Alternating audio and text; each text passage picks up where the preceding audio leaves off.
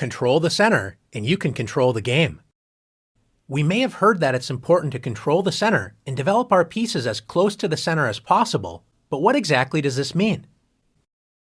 The center squares are e4, d4, d5, and e5. A popular as well as strong opening move for white is to play e4. White moves a pawn directly in the center, controlling the d5 and f5 squares in black's territory, and it also opens up lines for white's light-squared bishop and queen to quickly enter the game. A good response for black is to play the same move, e5. By controlling the center, both sides prevent enemy pawns from entering their territory. If white tries to force two pawns in the center with d4, threatening black's pawn on e5, it's important for black to break up white's pawn center with e takes d4. When white's dreams of taking over the center with pawns have been shattered, so black should not have any serious problems in the opening. Is the center really that important to control? What happens if black wants to move pawns on the edge of the board, such as a6? Pawn moves are important when they can control key squares, especially in the center, and when they open up lines for pieces to enter the game. This move does not control an important central square, and it only allows the rook to move to a7, not exactly improving black's position. Since black does not want to control the important center, don't be shy. Let's take the center for ourselves with d4.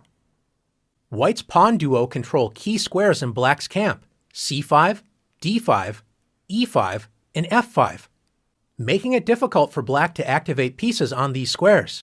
If black continues to make meaningless pawn moves such as h6, black has no central control, and besides the pawns, only 4 pieces can move: the knights, which were already able to move at the start of the game, and each rook only has 1 square. Not a good start to the game for black. White's pieces, on the other hand, enjoy great freedom. White's queen and 2 bishops enjoy open lines, and white's knights are ready to jump into the game with a move like knight f3. What happens if black wakes up from a deep sleep and decides to start developing pieces toward the center with knight to c6? Pieces need pawns in the center so they are not constantly attacked. Since black does not have a pawn on d5, white can simply march forward with d5, grabbing space and attacking black's knight, forcing it to waste time by moving again. Black should admit the mistake and retreat the knight, but instead decides to move the knight to the edge of the board with knight a5. Most pieces do not like being on the edge of the board, and the knight is especially weak as it only controls 4 squares. Compare this to white's knight on f3. It controls 8 total squares, twice as many squares as black's knight on a5 controls. More importantly, black's knight doesn't have any safe squares, so white can attack this poorly placed piece with b4. If black does nothing, white will simply win a piece. So after knight c4, black's knight has already moved 3 times, and white can now develop a piece and win the knight with bishop takes c4. Black is in serious trouble, but should at least try to prevent white's central pawns from advancing with d6. Instead, black plays knight f6. Knights love to be close to the center of the board, but you have to prevent enemy pawns from attacking them. Since black has not controlled the center with pawns, how can white gain space and attack black's knight? That's right, once again by advancing a center pawn with e5. Black should once again retreat the knight, admitting another mistake, but decides to lunge forward with knight g4.